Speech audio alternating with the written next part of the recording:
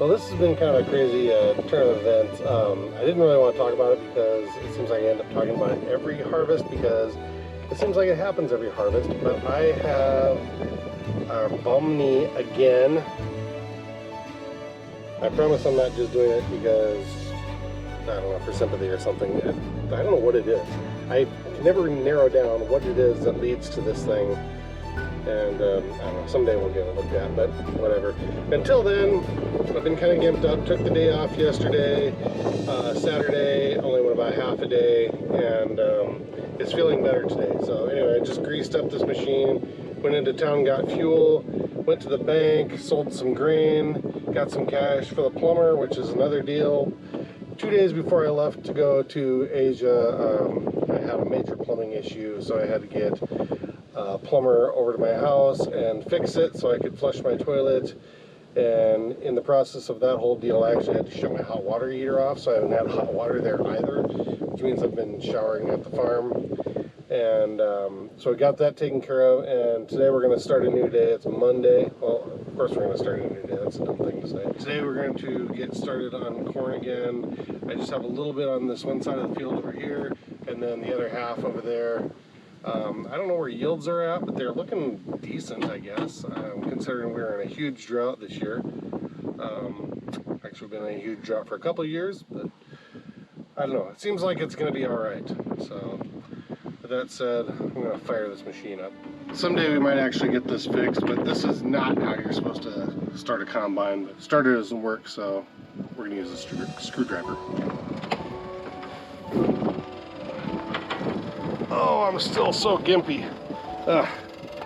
Alright, let's see.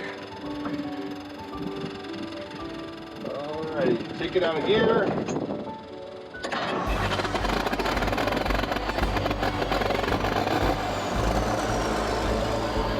Nothing like a little diesel in the face for breakfast.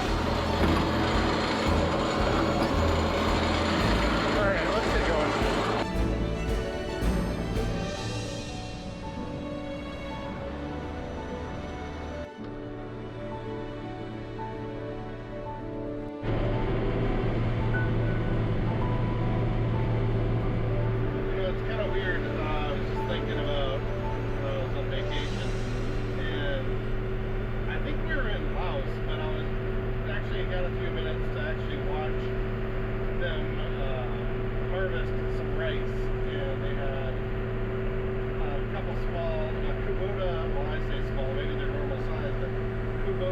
Combines out there picking rice or cutting rice. I don't know what you would say, I guess, but just interesting to see how they did it. They go so fast compared to what we do when we're doing corn.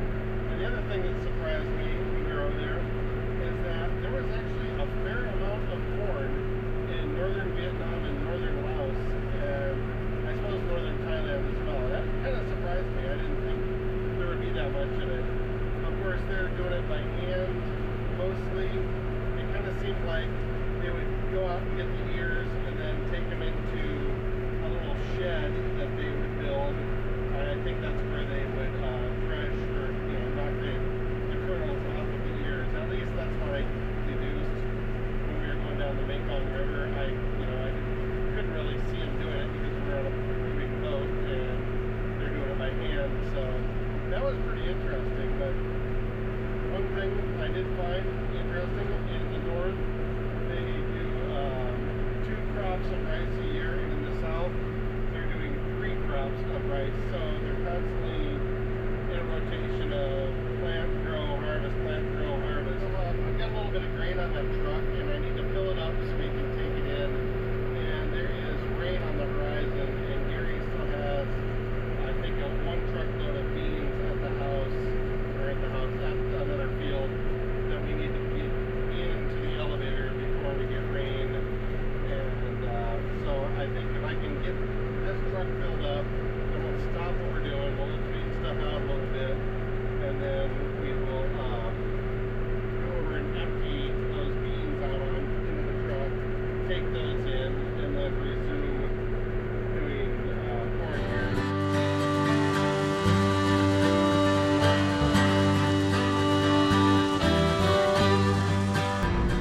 this truck full, and I guess Gary is going to try and cut some beans, but we need to get him moved over to the other field. So we're going to stop here and go get him moved to the other field, and then we'll come back and resume what we were doing.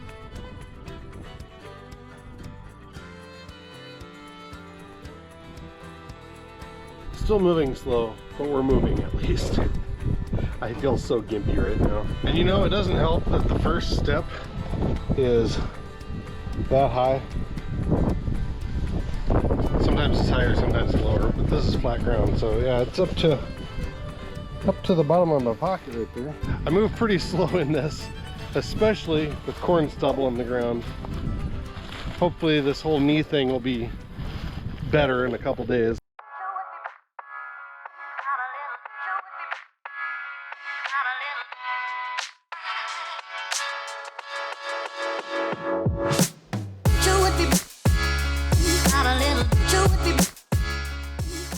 So I keep misplacing the camera and then going about my day, and so I found the camera again this morning. It was back at the farm. Didn't get a lot of recording done yesterday, but did get a lot of work done. I don't know, issue with the transmission on the truck, I think. It seems to be leaking fluid, and yesterday it didn't seem like it wanted to engage. We have a cold front coming in today. It's supposed to drop the temperature considerably. We've been about 95 degrees, and I think we're going to like 71 for highs after today. But that means we do have rain coming with it, so I need to fill this truck up and then empty it and then take it over to Gary so he can put the beans in it that he's been picking, and take those beans in, then come back and then resume doing corn here and hopefully get something done before we get more rain, or get more rain. We haven't had rain in a long time. Anyway, need to get going. Well, it would appear that we are starting to get some rain. I'd rather just get things out of the way, and up there at the co-op rather than in our wagons where they can get wet.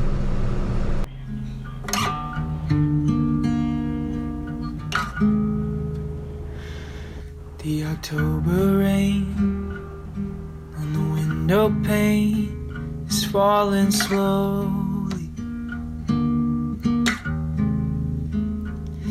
and the joy that once held all my love is now below me, and the dreams I dreamt on a brighter day don't shine like they used to. Well, the front has arrived, and so has the rain. Enough rain that Gary is knocked out from doing beans, and I'm pretty much knocked out from doing corn. So it's kind of stopped right now, but there's more coming behind it. So we're gonna call it a wrap for the day and see what we can get into, hopefully in the next day or two. Hopefully we need the rain, but not now. Like, now it's supposed to be dry.